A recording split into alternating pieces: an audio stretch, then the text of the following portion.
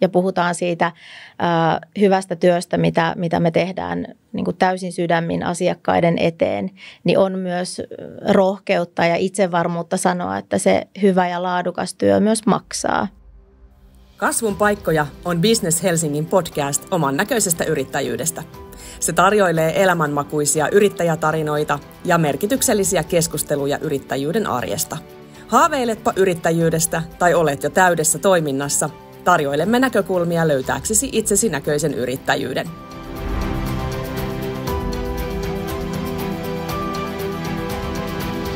Tänään me opitaan, miten yrittäjän vakuuttava myyntitarina rakennetaan ja miten se sitten taas avaa oivallisesti ovia asiakkaiden suuntaan. Onko kyse iskevästä myyntitarinasta vai onko mukana myös ripausasennetta, tunnetta ja intohimoa? Vieraana minulla on tänään todenteolla markkinaa vaaleanpunaisella haastava yrittäjä, toimitusjohtaja, isännöitsijä Johanna Oudi Emännät Isännöinti Oy:stä. Tervetuloa. Kiitos, kiva olla täällä tänään. Johanna on ollut avaamassa markkinaan täysin uutta konseptia ja todenteolla päässyt hiomaan myyntikynsiään. Te olette, Johanna, lähteneet erottautumaan uniikilla lähestymisellä kilpailijoista ja todenteolla hioneet toimintaanne Emännät Isännöinnin maailmassa.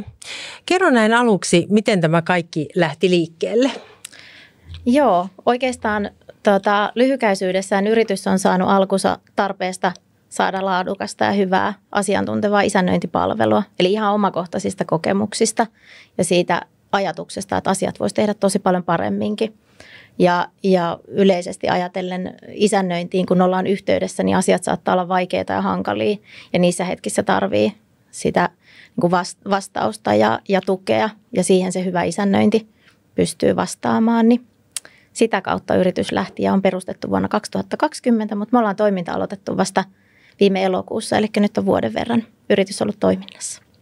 Joo, ja nyt olisi kiva kuulla nimenomaan, kun meillä on tämän jakson aiheena myynti, että miten te niin kuin toimitte siinä, kun te valitsitte strategiaa myyntiin ja miten te niin kuin, varmistitte, että se teidän valitsema strategia sitten tukee sitä haluamaanne kasvua? Lähtökohtaisesti sanon näin, että silloin kun yritys perustetaan ja lähdetään rakentamaan sitä omaa tekemistä ja omaa tapaa toimia, niin siinä isossa roolissa on myös se myynti. Eli lähdetään niin sanotusti ihan nollasta. Ja ensimmäisenä siinä on niin kuin keskustelussa tai selvityksessä se, että mistä me löydetään ne asiakkaat tai mistä me saadaan niitä asiakkuuksia, jotta me saadaan se liiketoiminta pyörimään ja oppimaan ja tehtyä sitä meidän näköistä isännöintiä, niin meillä oikeastaan lähti heti alusta alkaen se monikanavaisesti. Niin sanotusti lähdettiin tavoittelemaan ihan kaikkia tutuista tuntemattomiin eri somekanavissa. Lähdettiin puhumaan ja yritystapahtumiin ja ihan käytännössä kaikkialla niin kertomaan sitä meidän yritystä ja sen olemassaoloa. Ja sitä kautta sitten ymmärtää pikkuhiljaa sitä, että ketkä ne meidän asiakkaat on. Ja tämäkään ei ole itse asiassa isännöintialalla niin yksiselitteistä, että kuka se asiakas on. Niin mä itse miellän meidän asiakkaat taloyhtiöiksi. Niin miten sä tavoitat sen taloyhtiön, joka ei ole oikein henkilö, vaan rakennuskäytännössä tai rakennukset. Niin ihan kylmiltään lähdettiin tosi nopeasti niin soittelemaan ja tavoittelemaan ja rakentamaan sitä niin kuin kontaktiverkostoa siihen, että me tavoitetaan ne oikeat henkilöt. Ja meidän kyseessähän siis on hallitukset, eli taloyhtiöiden hallitukset. Ja ollaan monikanavaisesti heitä tavoiteltu ja ollaan kokeiltu. Meillä on itse asiassa koko meidän henkilöstö, meitä on 5 tällä hetkellä meillä Emännissä, niin me tehdään, kaikilla on niin kuin oma roolinsa myynnissä ja markkinoinnissa. Markkinointi ja myynti on hyvin tiiviissä yhteistyössä ja meillä niin sanotusti kaikkien omat kyvykkyydet ja vahvuudet niin valjastettu tähän myyntityöhön.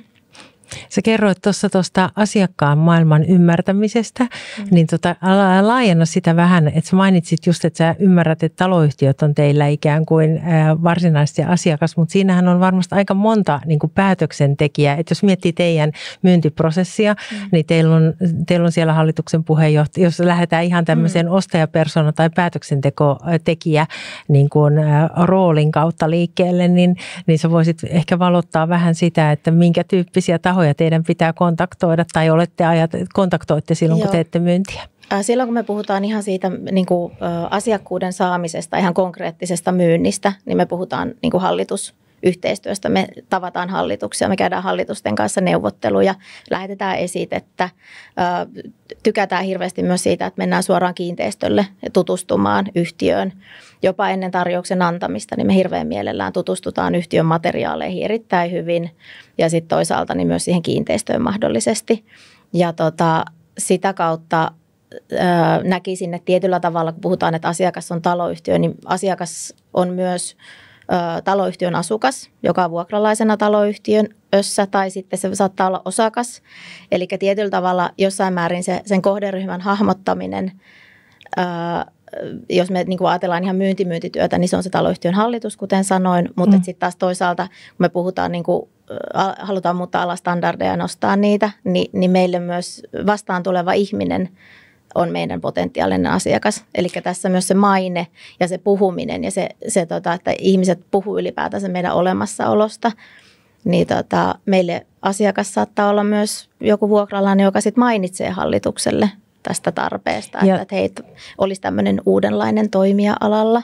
Ja tuossa jos mainitsit alussa siitä monikanavaisesta lähestymisestä, niin koetko sä niin, että nimenomaan tämä monikanavaisuus ja erilaiset somekanavat, joissa on erilaisia käyttäjiä, niin mahdollistaa tai tukee tätä teidän tekemistä just siinä, että tavoitatte sekä niitä, jotka ovat suoraan päätöksentekijän roolissa, kun te teette myyntiä, mutta myöskin sitten tätä niin kuin vaikuttajaryhmää? Joo, kyllä me tietyllä tavalla siis puhutaan ihan siis somekanavista tai digimarkkinoinnista, niin tehdään niin sanotusti kaikilla näillä yleisimmillä digialustoilla ihan puhutaan asiantuntijuudesta ja sitten ihan puhtaasta asiakashankinnasta, mutta niin kuin puhuin siitä, että kaikki on periaatteessa meille asiakkaita, niin kyllä me lähtökohtaisesti niin puhutaan vaan meistä, me kerrotaan sitä meidän tekemistä, meidän tapaa toimia ja sitä kautta myös tavoitellaan sitten niitä oikeita henkilöitä.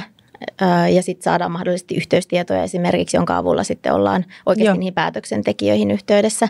Mutta että isännöintialalla ylipäätänsä myyntiprosessi tai myyntityö, mikä itse olin tietyllä tavalla, voi sanoa, että vaaleanpunaisin silmin katsoin tätä, että ajattelin, että se on aika suoraviivasta, että saadaan tarjouspyyntö ja vastataan tarjouspyyntöön ja sen jälkeen taloyhtiöt tekee sen päätöksen, että ottaako vai ei. Niin sanotaan, että tässä matkan varrella on ymmärtänyt sen, että se on tosi paljon pidempi prosessi ja se saattaa vaatia montaa eri tapaamista. Ja meillä menee siis lähtökohtaisesti jo se, kun halutaan tutustua yhtiöihin, joihin tehdään tarjousta tai mahdollisesti kumppanuussuhdetta sen asiakkuuden kautta, niin ne on niin kuin, siis puhutaan monista tunneista. Per taloyhtiö. Eli halutaan oikeasti tutustua, päästä niin kuin sisälle siihen sen taloyhtiön tarpeisiin. Ja oikeastaan sitä kautta me saadaan sieltä myös se myynnin siemen, kun me nähdään, että meillä on tarjota sitä palvelua, jota asiakas mahdollisesti tarvitsisi. Niin sitä kautta sitten tavoittelemaan niitä oikeasti päätöksen tekeviä tahoja taloyhtiössä, vaikka se lähtökohtaisesti lähtisi jostain toisesta henkilöstä tai vihjeestä tai vinkistä. Joo.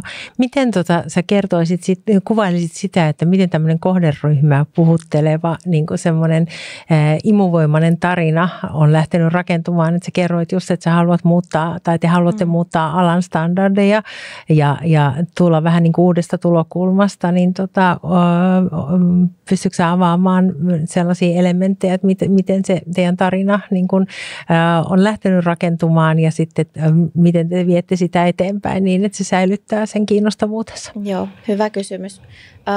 Tarina on tietyllä tavalla se, että me saadaan tarina ja imu, millä me tätä niin kuin meidän tekemistä draivataan, niin kaiken lähtökohta on ymmärtää se asiakkaan tarve ja asiakkaan tarina ja rakentaa ikään kuin se, ei meidän tarina, mutta se yhteinen niin sanotusti sävel, jossa me löydetään toisemme ja lähtee rakentamaan ikään kuin siitä sitä yhteisiä näkemyksiä, että me ymmärretään se asiakkaan tarve, se heidän tarina ja pystytään siihen rakentamaan niin sanotusti meille tulevaisuuden yhteinen tarina. Eli kaiken kaikkiaan niin on olennaisen tärkeää, että me ymmärretään ne asiakkaan tarpeet ja pystytään niihin nimenomaisesti vastaamaan. Ja isännöintialalla silloin, kun tätä yritystä perustettiin, niin kovastikin kyseltiin ja selviteltiin, että no millaista se hyvä isännöinti on.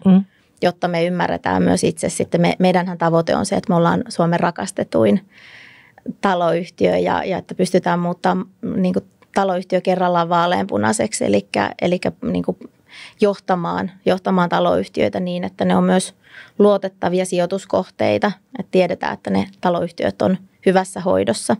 Ja jotta me päästään ikään kuin tätä tarinaa levittämään, niin meidän täytyy ymmärtää myös sen taloyhtiön historia ja heidän tavoitteet ja tarpeet, että miten siihen päästään.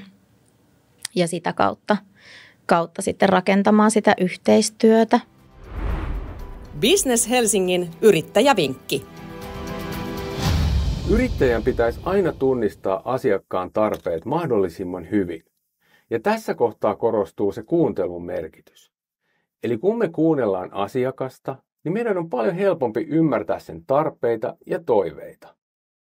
Ja silloin kun me päästään jyvälle asiakkaan tarpeista, niin me pystytään tarjoamaan helpommin juuri asiakkaalle sopivia ratkaisuja. Asiakkaat on valmiita maksamaan ratkaisuista, jotka tuottaa niille merkittävää lisäarvoa. Ja lisäarvoa tarjoamalla me kasvatetaan sitä luottamusta, sillä luottamushan on kaiken kaupankäynnin perusta. Yrittäjän tulee aina tuntea omat tuotteensa ja palvelunsa hyvin, jotta pystyy olla sitten vakuuttava niiden asiakkaiden edessä ja vastaamaan niihin kysymyksiin sujuvasti. Yrittäjän tulisi lisäksi tuntea myös kilpailijoiden tuotteet.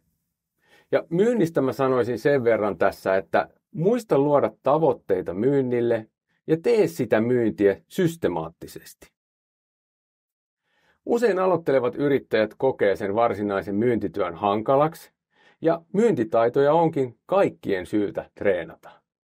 Mutta kannattaa muistaa, että jos sä uskot sun liikeideaasi, niin ei sun tarvitse pyydellä anteeksi, vaan päinvastoin on reippaasti ylpeä sun omasta yrityksestäsi.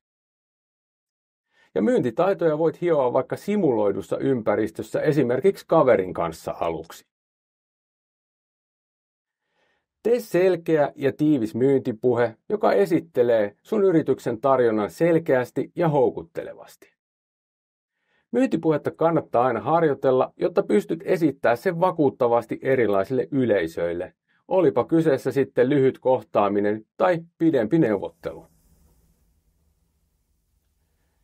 Meillä Business Helsingin yritysneuvonnassa on käytössä liiketoimintasuunnitelmatyökalu. Ja tässä liiketoimintasuunnitelmassa on sitten erikseen myynti- ja markkinointiosio, jossa käsitellään muun muassa asiakkaan tarpeen määrittelyä, sitä käytännön myyntityötekemistä ja asiakkaiden ja kohderyhmien tavoittamista, unohtamatta markkinatutkimusta ja markkinoinnin työkalujen valintaa. Imago- ja brändiasiat tulee otettua myös liiketoimintasuunnitelmassa huomioon. Kannattaa myös perehtyä meidän alkavan yrittäjän perustamisoppaaseen, missä on paljon hyödyllistä myynnin ja markkinoinnin asiaa. Näistä me saadaan aikaiseksi juuri sun liiketoiminnallesi parhaiten sopivin kokonaisuus. Ja lisäksi saat hyviä vinkkejä sun yritysneuvojaltasi siihen käytännön myynnin tekemiseen. Isännöinnissä siinä on myöskin hyvin, niin kuin kerrotkin, että asiakkaan tarpeet on lähtökohtana, mutta se palveluportfolio varmasti on aika niin kuin moninainen, minkälaisia palveluita te asiakkaalle pystytte tarjoamaan. Ja sitten se toimitte tietysti tietyllä tavalla siinä verkostossa, jossa on myöskin muita toimittajia niin kuin asiakkaan erilaisiin niin kuin tarpeisiin. Niin, puhuit siitä, että teillä jokainen asiakkuus ja myyntitilanne on niin kuin oma kokonaisuutensa, niin onko teidän palveluportfolio sellainen, että siitä sitten räätälöitte aina niin kuin asiakkaan tarpeen mukaisen niin kuin kokonaisuuden vai miten sä tämän niin kuin näet? Tämä lähtökohtaisesti siis kun puhutaan meidän tuotteesta tai siitä palvelusta, jota me tarjotaan, niin isännöinti on vaativaa asiantuntijatyötä, johon sisältyy tosi paljon asiakaspalvelua ja ylipäätänsä sitä palvelunäkökulmaa, että me palvellaan niitä asiakkaita. Ja tässä taloyhtiöpuolella taas se asiakas on niin asukas, osakas, hallituksen jäsen, sidosryhmäverkostoon kuuluva esimerkiksi vaikka huoltoyhtiön työntekijä. Ja tätä ajatellen, niin myös meidän asiakkaat, kun me mietitään meidän asiakasportfolio, niin nehän on kaikki tosi erilaisia. Ja tämä on ehdottomasti rikkaus. Eli meillä on, ei voida sanoa, että meillä olisi yksi tuote, joka meillä on olemassa, vaan on ihan totta, että me räätälöidään kunkin taloyhtiön tarpeiden mukaan se tietty palvelukonsepti. Et me ei olla rakennettu niin sanotusti ainakaan toistaiseksi, että meillä olisi hinnoittelun osalta erilaisia palvelupaketteja, vaan me lähdetään siitä, että me ollaan täyden palvelun isännöintitoimisto tai isännöintiyritys ja me tuotetaan sitä kullekin asiakkaalle. Räätälöityy palvelu tietyllä tavalla. Et toisilla saattaa olla vaikka, että jos on vaikka elinkaaren loppupäässä oleva tai on isoja hankesuunnitteluja tiedossa, niin silloin me tarjotaan niin kuin erilaisia vaikka teknisiä yhteistyökumppaneita ja niitä teknisiä näkemyksiä. Tai sitten siellä saattaa olla vaikka uudiskohdeisännöintiä, missä me tarjotaan sitten taas niin kuin erilaisia vaikka niin kuin vakuutuksiin tai takuuasioihin liittyviä niin kuin palveluita. Kyllä mä näen sen jotenkin tosi voimakkaasti, koska isännöinti on palveluala, niin myös silloin ne meidän tuotteet on niin monta kuin meille niitä asiakkaita on. Ja tähän tietyllä tavalla meillä on yksi järjestelmä, mitä me käytetään, mitä isännöitsijä ja taloushallinto on siellä sisällä, mutta käytännössä kaikki muu niin tulee oikeastaan sen asiakkuuden kautta. Ja silloin voi sanoa, että meidän tuotteet on tosissaan se lukumäärä, kun asiakkaita on. Ja tämä on sitä nykyisännöintiä, mitä me nähdään, mikä erityisesti niin kuin isännöintialalla. Tällä hetkellä kuullaan kentältä usein, että se palvelu ei toimi tai ei pystytä vastaamaan niihin taloyhtiön tai kyseisen taloyhtiön tarpeisiin. Ja tätä kautta ollaan rakennettu sitten kullekin omiin tarpeisiin vastaava palvelu. Teidän palvelukonsepti on sellainen, että te lähdette liikkeelle asiakkaasta. Siitä sä oot tänään hyvin tässä avannut. Ja sitten sä kerroit, että te vallotatte markkinaa niin vaaleanpunainen talo kerrallaan. Niin sopiiko kaikki taloyhtiöt teidän asiakkaaksi? Oletteko te tullut sellaisiin tilanteisiin, joissa te olisitte todennut, että tällaista niin kuin yhteistä polkua ei syystä tai kolmannesta sit synnykään? Kyllä me ollaan ja tietyllä tavalla isännöinti, se on myös vastuullista ja rehellistä isännöintiä ja palvelun tuottamista.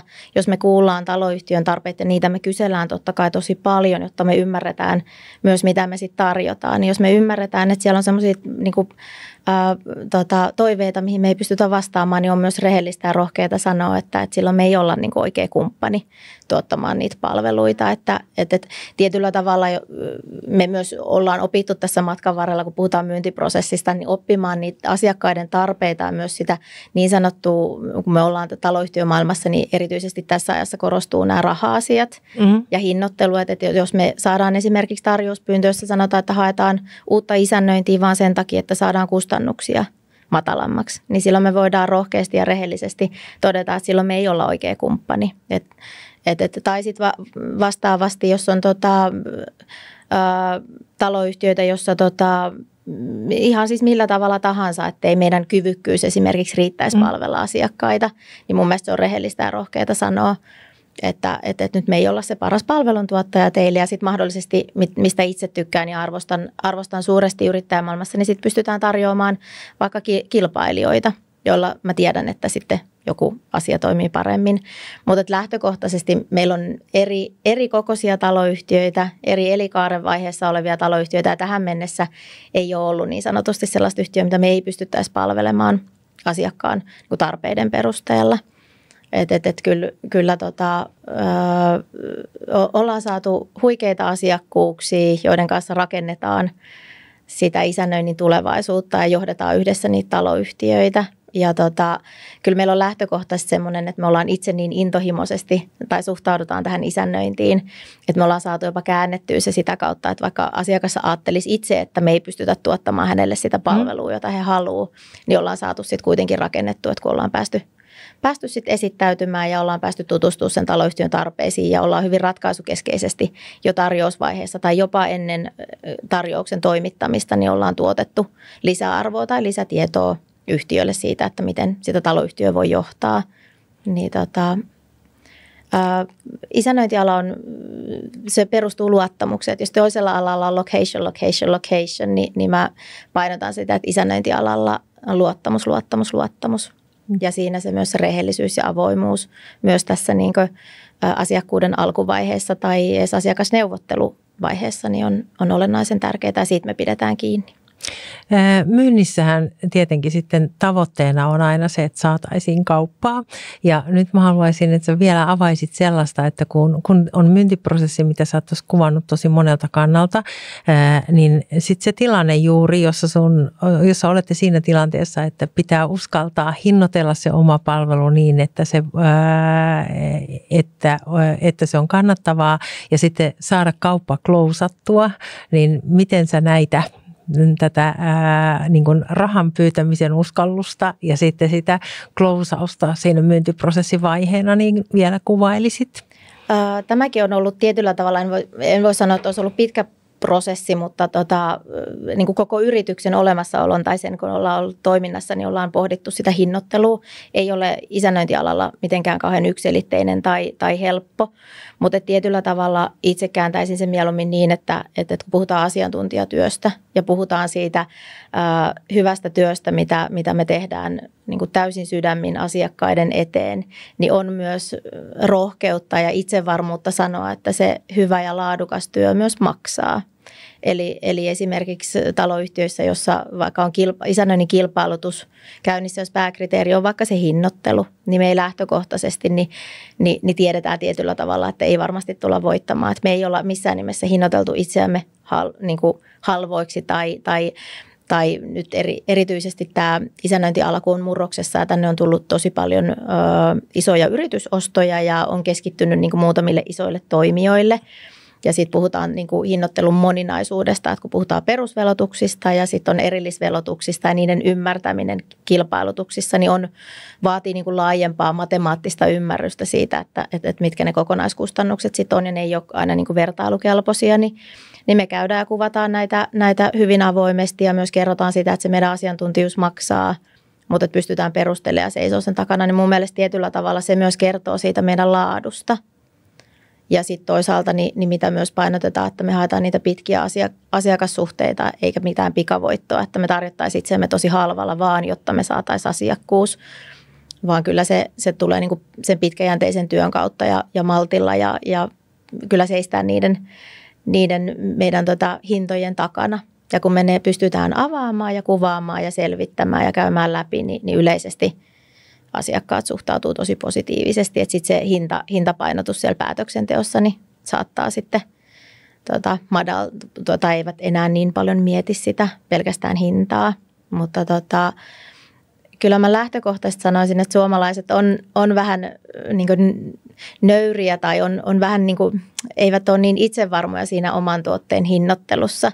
Ja se toki meilläkin oli erityisesti siinä alussa, kun tarvittiin niitä asiakkuuksia ja tarvittiin saada niitä niin kuin kivoja taloyhtiöitä, joiden päälle lähtee rakentamaan sitä uudenlaista isännöintiä, sitä taloyhtiön johtamista, niin totta kai uutena yrittäjänä niin se, että hinnoittelee alussa itsensä liian kovaksi eikä saa asiakkuuksia, niin se leikkihän loppuu aika lyhyeen. Mm. Että mikä yrityshän ei pidemmän päälle sitten ilman asiakkaita ja sitä liikevaihtoa toimi, niin varmasti meilläkin siinä alussa oli vähän sitä hakemista, että löydetään se oikea hinnoittelumalli ja saadaan asiakkuuksia, mutta nyt kun me ollaan niitä saatu, niin me ollaan löydetty sellainen balanssi ja me ollaan rakennettu meillä on ihan kustannuspohjainen hinnoittelu, eli ei niin sanotusti hinnoitella erilaisia asiakkuuksia eri hinnalla, vaan enemmänkin mietitään tämäkin sen asiakkaan näkökulmasta. Joo. Meillä on se tietty asiantuntijapalvelu, mitä me tarjotaan ja se maksaa saman verran kaikille taloyhtiöille, että se on meille niin kuin selkeää ja yksinkertaista ja myös asiakkaille mun mielestä avointa ja rehellistä erityisesti. Miten sä sitä kaupan klousaamista vielä avaisit? Koetteko te, onko teillä esimerkiksi tietty, kun sä sanoit, että kaikki 5 myy, niin onko teillä joku tietty tavallaan myyntiprosessi, jonka olette kuvannut, joka on ihan emännät isännöinnin oma tapa toimia ja onko teillä, miten te kehitätte esimerkiksi kykyä klousata kauppaa ja miten käytte läpi sitten semmoisia tilanteita, joissa ehkä ei olla onnistuttu tai sitten ollaan onnistuttu tosi hyvin? Joo, tosi hyvä kysymys. Me ollaan nyt saatu aika hyvä tapa toimia. Meidän myyntiprosessi on tosi selkeä. Meillä on itse asiassa myyntipäällikkö meidän Niina, joka pääsääntöisesti meidän myyntiprosessista vastaa yhdessä se ollaan rakennettu. Ja Ja melkein tähän voisi sanoa, ja erityisesti niin kuin uuden yrittäjän näkökulmasta, niin virheiden kautta tai epäonnistumisten kautta me ollaan saatu rakennettua se toimiva malli. Eli periaatteessa jossain määrin, jos vaikka ajatellaan jotain menetettyjä tai me ei ole menetetty asiakkuuksia, mutta sanotaan, että sopimusneuvotteluissa on vaikka ollaan oltu kahden niin kuin parhaan joukossa ja sitten ollaan tehty valinta kahden eri isännöintitoimiston välillä ja sitten ollaan päädytty toiseen, niin kyllä mä tietyllä tavalla sanon, että me ollaan myös niistä opittu kaikista eniten, että ne on niin kuin äärimmäisen opettavia. Että mitkä ne niin kuin johtaa siihen epäonnistumiseen. Että jos kaikki vaan onnistuisi ja menisi tosi hienosti eikä tulisi, niin ei me myöskään opittaisi ja kasvettaisi eikä saataisi sitä myyntiprosessia kehitettyä. Että siinä lähtökohtaisesti todellisuus, siis kun me puhutaan asiakkuuden solmimisesta, niin isännöintialalla niin saatetaan puhua kuukausien prosessista. Pitkäjänteisestä Se on työstä. pitkäjänteistä ja hidasta, mutta meillähän on siis tämmöinen slogan, että aktiivisuus ja positiivisuus on emännän tapa. Mm. Toisille elämäntapa, meille myös osittain varmasti elämäntapa, mutta erityisesti tässä myyntiprosessissa niin emännän tapa, niin myös se aktiivisuus ja positiivisuus, ja kun se näkyy siinä myös asiakkaille päin, ja ne näkee jo siinä sen, että millaisia me ollaan sitten isännöitsijöinä, että hoidetaan professionaalisesti taloyhtiön etua tavoitellen, niin se on niin kuin jo puoliksi klousattu niin sanotusti kauppa. Ja jokainen klousattu kauppa, mikä saadaan, niin me juhlitaan sitä yhdessä tavalla tai toisella ja iloitaan, että me ollaan rakennettu semmoinen kulttuuri, että onnistumisista niin kuin kaikki ollaan hirveän iloisia ja jaetaan ne hetket aina saman tien, mutta sitten taas toisaalta myös sellaiset epäonnistumiset, mitä niitäkin tulee tai vaikka ihan puhutaan hirveän, tämä on hyvin henkilösidonnaista tämä ala ja ylipäätänsä silloin, kun on ihmisten kanssa tekemisissä, niin aina ei vaan onnistu tai aina ei ole paras versio itsestään, niin myös nostetaan sitten niitä niin kuin rohkeasti esille ja toisaalta sitten ollaan myös käännetty se niin, että hei, että jos nyt meni jotenkin pilalle, niin odotetaan hetki ja sitten kokeillaan taas uudestaan. Että me ei myöskään ajatella niitä ikään kuin epäonnistumisia tai kauppoja, joita olisi saatu klousattua, että ne olisi niin kuin lopullisesti menetetty. Vaan me siinäkin ajatellaan, että me ollaan tehty muistijälki, me ollaan tehty parhaamme, me oltiin me ja sitten mennään eteenpäin. Musta oli tosi hienoa, kun sä kerroit noista niin kuin virheistä just siitä näkökulmasta, että virheistä voi oppia, että ilman virheitähän tavallaan niin kuin on pakko tehdä, että nehän, jotka ei tee mitään, niin ne ei tee myöskään virheitä. Ja sitten, että juhlistatte yhdessä onnistumisia, niin siitä rakentuu sitä positiivista kulttuuria. Siitä tulee positiivista kulttuuria, mutta sitten myös mun mielestä niistä epäonnistumisista, että on rohkeus kertoa siitä epäonnistumisista, että niihinkin suhtaudutaan sitten ihan niin kuin positiivisesti. Ja mun mielestä se on hyvin sanottu, että mitä yhtiökumppani niin Noora usein sanoo, että jos ei mokaa, niin ei ole yrittänyt tarpeeksi. Ja tietyllä tavalla mä itse näen, että ne kaikkein parhaimmat kasvun paikat meidän yrityksessä ja tässä yrityksen rakentamisessa, erityisesti myyntiprosessin näkökulmasta, niin ne on tietyllä tavalla niin hassua kuin se onkin, niin ne on rakentunut niiden virheiden kautta. Että ollaan opittu vaikka se, että me ollaan kuitenkin esimerkiksi aika konservatiivisella alalla vielä. Puhutaan tämä on hyvin, niin kuin, meitä sitoo monet erityisesti lainsäädännölliset asiat, että asunto-osakeyhtiölaki on aukoton ja siihen meidän tulee niin kuin kaikessa toiminnassa, tai se pitää koko ajan mielessä, niin samalla tavalla niissä asiakastapaamisissa, että jos ollaan vaikka oltu joskus vaikka liian rentoja ja sitten ollaan pohdittu, että olisiko nyt kuitenkin, että pitäisikö olla vähän vakavampia, vähän miettiä enemmän lainsäädännöllisesti, niin kyllä me ollaan päästy niin kuin luomaan sellainen tapa, että meillä on itse asiassa nyt kun meillä on 5 henkilöä meillä tässä toiminnassa ja 4 operatiivisissa, niin kun meillä tulee näitä tapaamisia tai sopimusneuvotteluita, niin me kaikki haluttaisiin aina mennä mukaan, koska ne on niin hirveän kivoja. Joo. Ja se on aidosti se, mikä meidän yritystä vie eteenpäin. Ja myös tietyllä tavalla tässä isännöinnissä ylipäätänsä se, että tehdään positiivisesti ja aktiivisesti niin kuin yhteistyössä. Se, että jos meidän asiakkaat ne on niin kuin taloyhtiöitä, niin ne on meidän taloyhtiöitä, joita me isännöidään. Niin samoin nämä niin kuin kohteet ja tietyllä tavalla tapaamiset, niin ne on koko meidän yrityksen niin kuin onnistumisia tai epäonnistumisia tai koko yrityksen tapaamisia. Että kun me luodaan vaikka uutta asiakassuhdetta, niin se koskee meitä kaikkia. Ja kaikki ollaan siinä ihan 120% mukana. Niin kyllä me ollaan päästy lutvimaan ja luovimaan sellainen meille toimiva, asiantunteva, positiivinen niin kuin kokemus meille itsellemme, mutta erityisesti sit asiakkaille, joita me tavataan ja potentiaalisille asiakkaille. Minkä neuvon sä antaisit aloittavalle yrittäjälle niin kuin täällä sun kokemuksen niin kuin perusteella? Tietyllä tavalla mä osittain ehkä sanoinkin sen. Mä jotenkin ajattelen, että Suomessa hirveästi pelätään epäonnistumista ja virheiden tekemistä. Niin sen sijaan, että, tai pelätään, että niin kuin tehdään asioita sen takia, että epäonnistutaan, niin jotenkin haluaisin kääntää sen niin kuin positiivisuuden kautta, että niistä virheistä oppii ja niistä voi ammentaa. Ja itse asiassa ilman niitä virheitä ei pääse eteenpäin siinä määrin, mitä tekemättä, niin kuin, tai että jos ei sit uskallaisi lähteä yrittämään. Ja sitten ylipäätänsä semmoinen niin kuin periksi antamattomuus ja rohkeus kysyy apua ja lähtee rohkeasti tekemään sitä. Että mä usein mun omille lapsille sanon vaikka kouluaineista sitä, että yleisesti, että jos jostain asiasta tykkää, niin siinä myös pärjää paremmin. Niin samoin se, että jos yrittäjällä on se intohimo ja halu tehdä jotain asiaa ja se tykkää siitä, niin rohkeasti vaan lähtee tekemään sitä, niin yleensä siinä myös on aika hyvä sitten. Että kyllä mä niin kuin haluaisin sanoa semmoisia rohkaisevia sanoja, että ei jätä ainakaan tekemättä tai ryhtymättä yrittäjäksi sen takia, että pelkää epäonnistuvansa tai tekevänsä virheitä. Jos sä mietit ihan myyntitoiminnon näkökulmasta, niin minkä neuvon sä antaisit semmoiselle yritykselle, joka nyt on tulossa markkinaan ja on asettanut kasvutavoitteet itselle ja ryhtyy sitten sen myyntitoiminnan kautta lähtemään liikkeelle? Kyllä mä sanoisin, että siinäkin niin kuin luottaa itseensä ja se tulee myös siihen hinnoitteluun. Eli kun tarjoaa sitä omaa palvelua, niin sillä määrittelee sellaisen hinnan, että se ensinnäkin liiketoiminta tulee kannattavaksi ja yrittäjä saa oman tulonsa, niin myös sitä kautta, että se hinta kertoo myös tietyllä tavalla siitä osaamisesta ja itsevarmuudesta.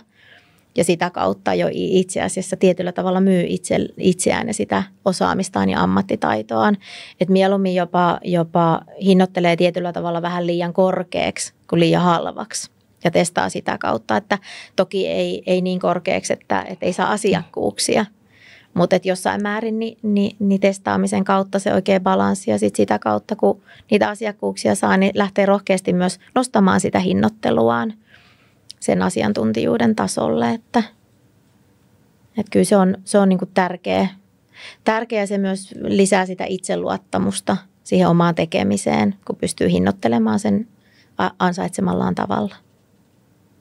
Lämmin kiitos, Johanna. Oli kiva jakaa tämä aktiivinen ja positiivinen hetki sun kanssa. Kiitos. Oli tosi kiva päästä tänne. Kiitos, että istahdit kanssamme oman näköisen yrittäjyyden äärelle. Löydät Kasvun paikkoja podcastin Spotifysta, YouTubesta ja yleisimmiltä podcast-alustoilta. Käy tykkäämässä ja anna meille palautetta. Lisää tietoa podin käsittelemistä teemoista löydät Business Helsingin verkkosivuilta. Kasvun paikkoja podcastin kumppanina toimii Here Media.